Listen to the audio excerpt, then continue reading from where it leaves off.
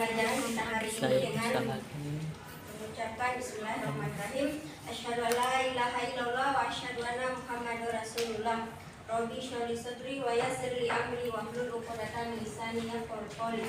Segala puji bagi Tuhan, bagi Allah, Tuhan seluruh alam yang telah memberikan kepada kita karunia hidayah dan kesehatan sehingga pada pagi hari ini kita masih diberi kesempatan untuk bersama-sama hadir di dalam ruangan ini untuk menjalankan rutinitas keseharian kita sebagai seorang penuntut ilmu. Baik, sebelumnya Ibu bertanya ini hadis semua ya? Iya Bu.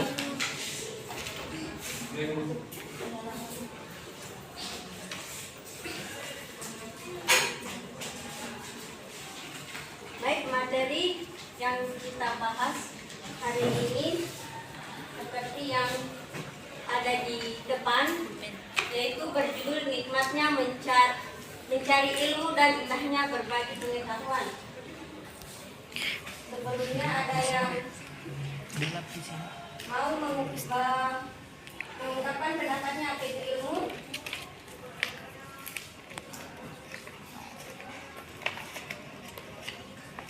Ada? Baik. Jadi sebelum kita masuk pada mata pelajaran inti, di sini Ibu akan membacakan beberapa poin tentang tujuan dari pembelajaran kita hari ini. Yang pertama itu, adik-adik sekalian diharapkan mampu menganalisis semangat keilmuan. Dan yang kedua, adik-adik sekalian diharapkan mampu menyajikan kaitan antara kewajiban menuntut ilmu dengan kewajiban membela agama sesuai dengan Quran surah At-Taubah ayat 122 dan hadis-hadis yang terkait.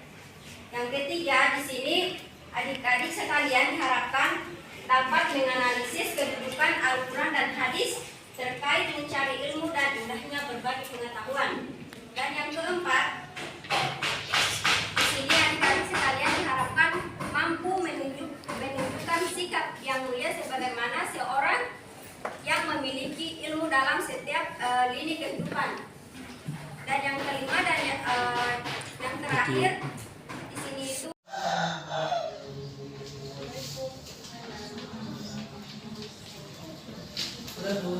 ya. Baik, dengan artinya sekalian. Yang lain dia coba artinya itu ya. Baik, silakan baca siapa yang mau. Quran surah tadi At-Taubah. Di sini dalam ayat ini Allah Subhanahu wa taala menerangkan bahwa tidak perlu semua orang mukmin berangkat ke medan perang bila peperangan itu dapat dilakukan oleh sebagian kaum muslimin saja.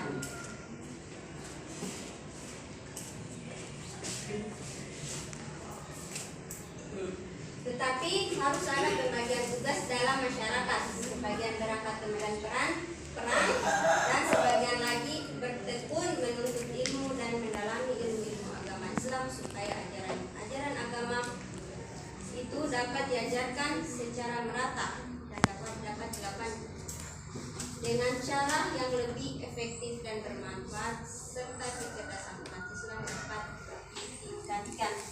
Jadi dari Quran surah At-Taubah tadi sudah dijelaskan bahwa jika ada sebuah peperangan maka sebaiknya sebagian saja kaum muslimin yang berperang dan sebagian itu mereka mendalami ilmu agama supaya apa? Supaya ajaran agama Allah ini tidak hilang di muka bumi. Ya.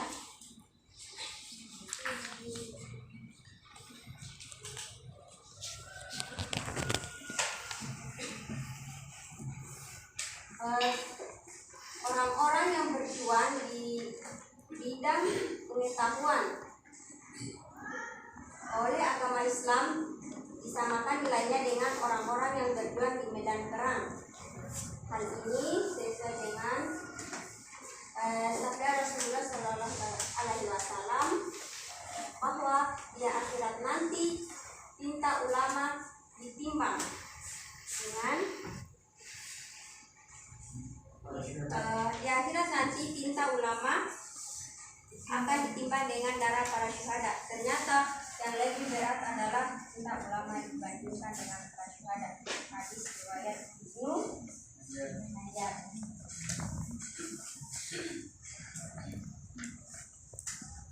Selanjutnya kesehatan ya.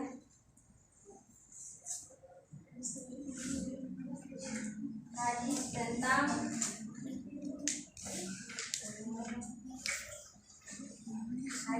mencari ilmu dan keutamaannya. Yang Ibu ambil di sini itu hadis dari Ibnu Abdulbar, di mana artinya Rasulullah SAW bersabda, mencari ilmu itu wajib bagi setiap muslim, dan sesungguhnya segala sesuatu hingga makhluk hidup di lautan memintakan ampun bagi penuntut ilmu.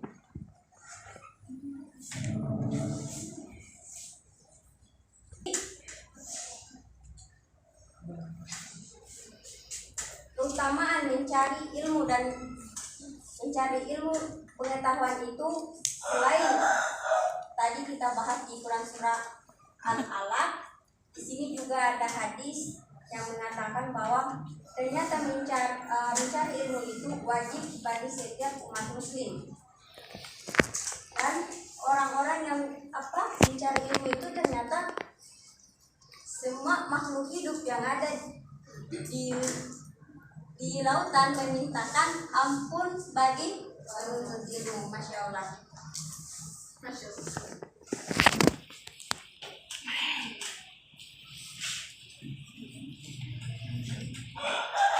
Nah, di sini ada yang ditanyakan dari seperti yang sudah tanya depannya.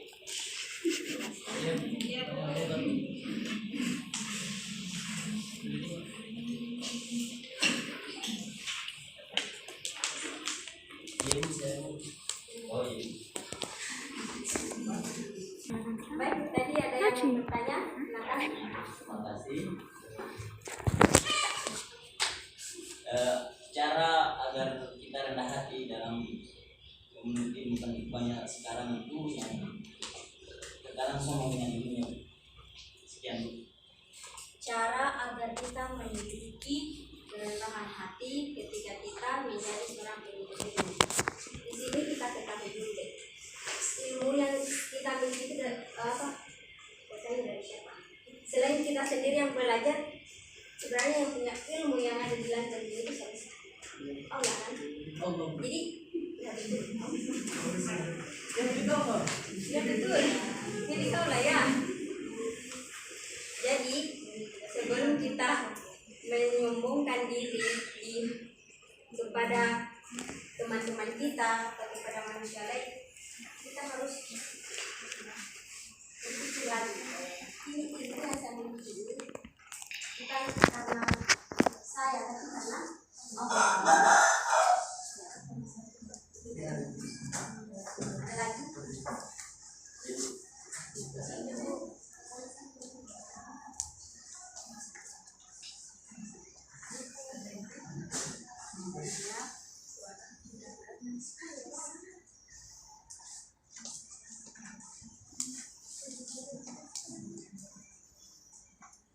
Baik, untuk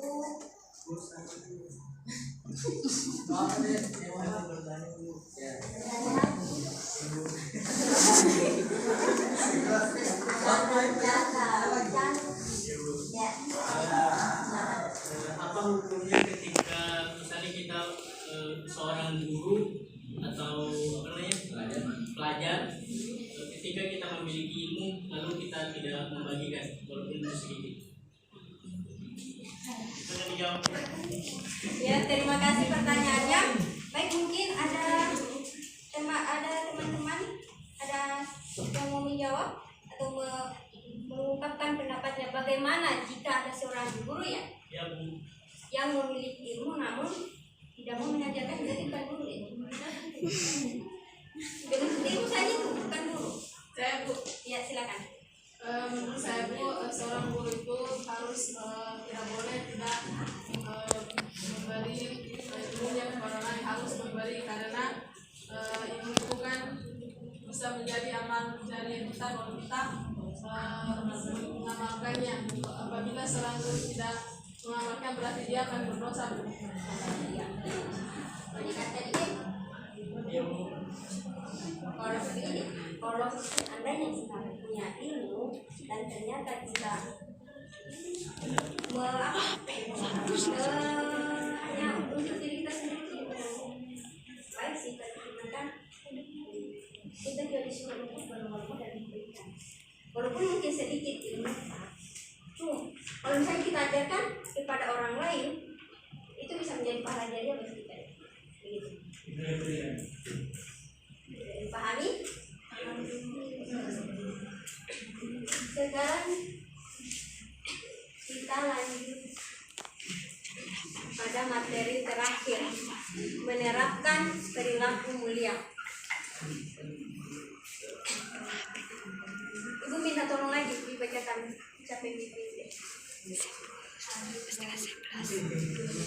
Yang ini serius sekali, cerah.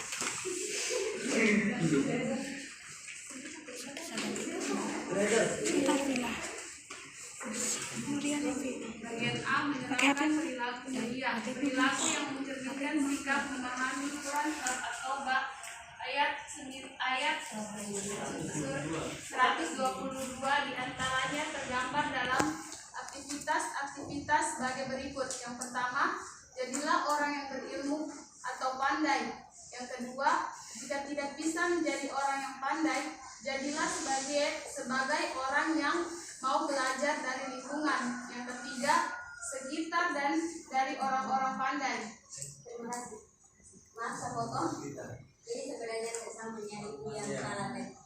Jika tidak bisa menjadi orang yang pandai, jadilah sebagai orang yang mau belajar dari lingkungan sekitar dan orang yang pandai. Kemudian bu orang-orang yang berilmu. Kemudian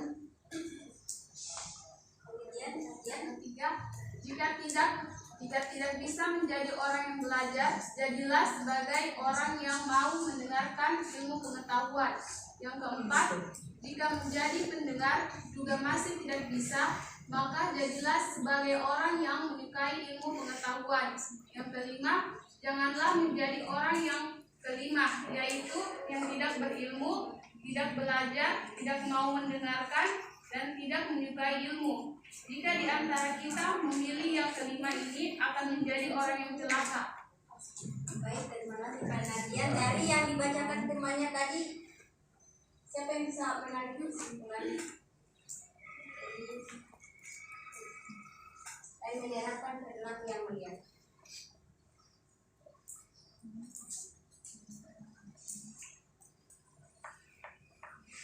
Dadah.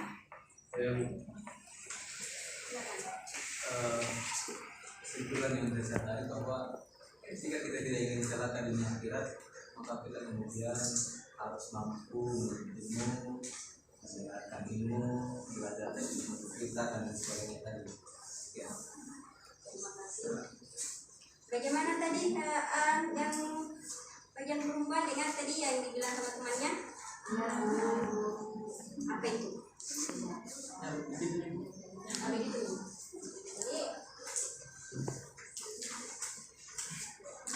Jadi mungkin masih ada lagi yang mau bertanya? Bisa silakan. Bagus. Silakan. Terkait hadis tadi menyatakan bahwa sebaik-baik sedekah itu adalah ilmu. Kenapa tidak dikatakan uang atau materi? Sebaik-baik sedekah adalah ilmu. Kenapa bukan materi atau Uang uang? atau emas dulu.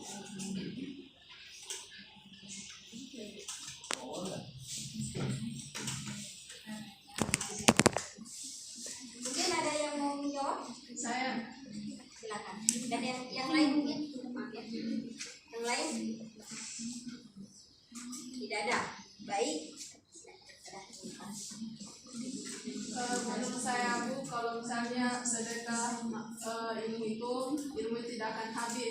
sedangkan kalau uang itu pastinya akan habis, Bu. Mungkin saya seperti itu, Bu. Iya. Dari mana yang bertanya? Saya terima jawabannya. Jawaban dari ibu. Ya baik, seperti yang dikatakan temannya tadi bahwa Ibu setuju dengan apa yang dikatakan oleh Hanita bahwa jika kita bersedekah dengan uang maka itu akan habis, tapi jika dengan ilmu maka akan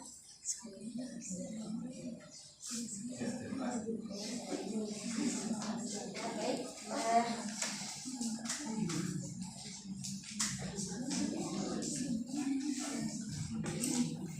Di sini berapa anunya? Semuanya ini 39 bagi dia berapa? Kita bagi 3 kelompok saja ya. Ya? 2 orang. 8.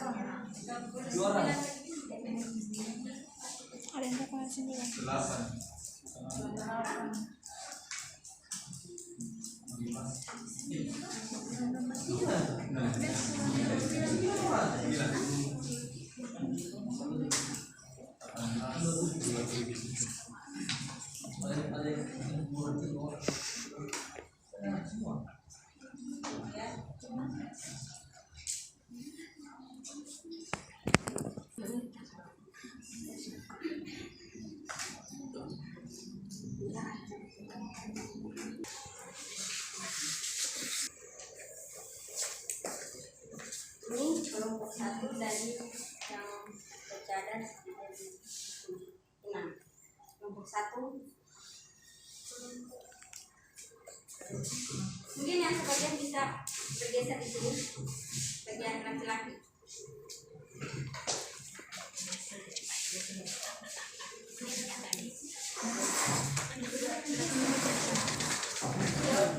Satu orang lagi.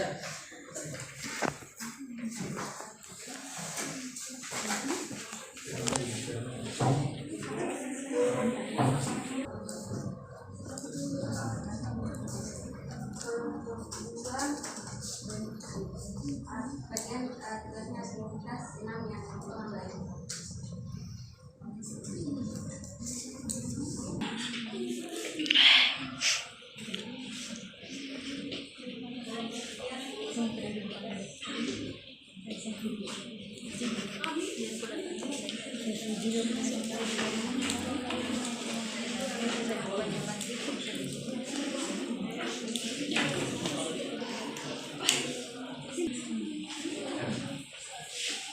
Silakan didiskusikan apa yang Ibu tugas dan dibaca. Lewat waktunya kan, yang sampai ke terlalu lama. Ya, sedikit lagi, Bu.